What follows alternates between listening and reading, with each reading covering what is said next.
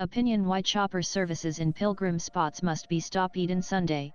7 people, including a 2-year-old, died when a chopper operated by a private aviation company carrying Chardam pilgrims from Kedarnath crashed near Gaurakund in Rudraprayag district on its way to Gupt Kashi. Initial indications are that it also happened due to poor visibility caused by bad weather. There are predictable and possibly even true suspicions about maintenance issues and cutting corners when it comes to passenger safety. On May 8, 6 people including the pilot were killed when their helicopter crashed into a hillside in Uttar Kashi when flying from Dehradun to Harsil. 10 days later, an air ambulance helicopter made an emergency landing in Kedarnath when its tail rotor malfunctioned but no one got hurt. On June 7, a chopper carrying 5 people from Rudraprayag to Kedarnath in Uttarakhand had a technical snag during takeoff but managed to land safely on a highway. It is not surprising that the Uttarakhand Chief Minister has halted all helicopter services in the state for 2 days. However, what he said raises fresh concerns. He asked the state's chief secretary to form an expert panel to prepare a standard operating procedure mandating thorough technical checks of helicopters and taking updated weather information before every flight. This implies that these basic safety procedures are not generally conducted. That suspicion is borne out by information emerging that the ill-fated flight happened before the time slot allotted to that chopper service, indicating that the owners were probably running extra services off the register. As there are over 300 scheduled flights around that area during peak Chardam Yatra season, the temptation to squeeze in a few more beyond official hours is high. And if the area has no ATC or radar systems, weather changes can prove deadly. Last October, the chief election commissioner and 3 other officials and the pilot had a close shave when their helicopter had to make an emergency landing near Munsiyari in Uttarakhand en route to the Milam Glacier because of a sudden weather deterioration. Exactly 2 years before that, in 2022, another chopper belonging to the same company whose helicopter crashed on Sunday also came down 2 km from Kedarnath, killing 6 passengers and the pilot. So, can rigorous checks really ensure safety when India's first Chief of Defence Staff General Bipin Rawat and 13 others died in a crash in the Nilgiri Hills 2021? They were aboard a Mi-17 Indian Air Force helicopter, not one operated by a private company. And yet, even with 2 very experienced IAF pilots at the helm, their helicopter hit a tree and flew into the hillside just minutes from its destination. The Defence Services Staff College at Wellington. A Tri-Service Court of Inquiry examined the evidence of the flight data recorder and concluded that it was a controlled flight into terrain CFIT. That means the pilot was in full control but crashed the chopper because of faulty situational awareness. The aircraft strikes the terrain. The helicopter was apparently flying at a lower than expected altitude when it entered a rolling cloud bank that reduced visibility to the extent that it hit the hillside while engulfed in it. Back in 2009, a state government helicopter carrying the then Andhra Pradesh CM Rajsekhar Reddy and 4 others took off from Hyderabad but flew into bad weather and tried to fly around it. The pilots decided to turn left after crossing the Krishna River but then had a problem with the oil pressure as it flew over the dense Nillamela forest area.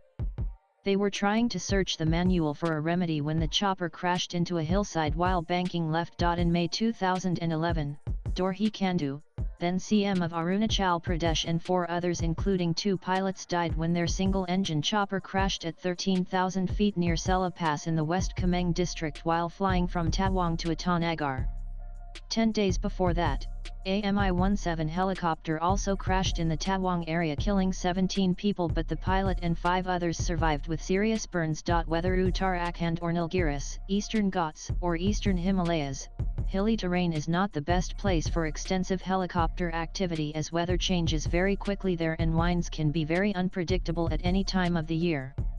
Unfortunately, there have been plenty of helicopter crashes in non-mountainous areas too, notably one that killed India's then Lok Sabha Speaker GMC Balayogi in 2002 in Kaikalur in Andhra Pradesh due to bad weather. It may be argued that politicians and officials often need to get from one place to another quickly, and helicopters offer the best option if roads are not good and there are no railheads or airports nearby. But the same constraint cannot be applicable to pilgrims and tourists who comprise the bulk of people using this precarious mode of transport today. There must be rationalization of usage in the name of safety, even if accessibility is a tourism mantra now. The crux of the dilemma is the conflation of pilgrimage with tourism, manifest in the oxymoronic phrase spiritual tourism, because both involve travel. But the purposes of both are utterly different. Spiritual by definition cannot be materialistic, it is about purifying the soul and attaining enlightenment. Tourism is primarily to gratify the five senses, and there is nothing wrong with that. But the attitude to accessing either or both cannot be the same. The age-old practice of pilgrimage was not regarded as a fun family outing but a serious personal spiritual journey, even if often conducted in groups.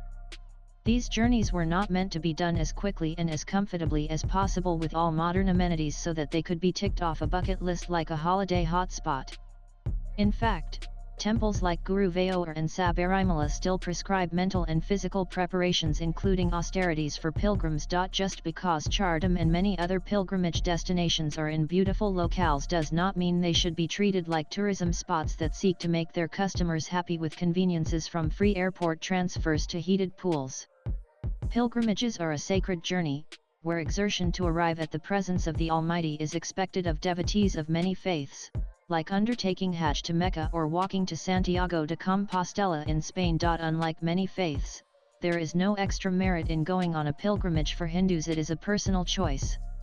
But it is not meant to be an easy choice, to be fitted into a holiday itinerary and cushioned with whatever comforts money can buy for the journey.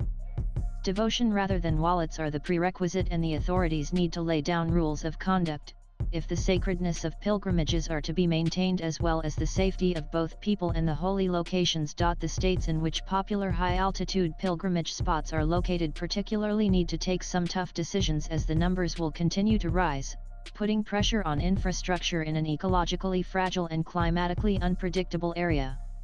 The number of people who take helicopters are a fraction of those who go by road and vehicles and then on foot or hooves, and hence limiting such chopper services to emergency evacuations must be considered. Swipe left for next video. Before the advent of helicopters, did devotees not make it to remote pilgrimage spots? Ensuring private helicopters are not taking dangerous liberties with the rules is next to impossible, given our Indian propensity to cut corners. However, good roads, adequate rest and recuperation facilities, efficient hospitals, and provision for wheelchairs should enable thousands of pilgrims to make it to these places and provide many more jobs for locals too. The author is a freelance writer. Views expressed in the above piece are personal and solely those of the author. They do not necessarily reflect NEWS18's views. Latest blogs.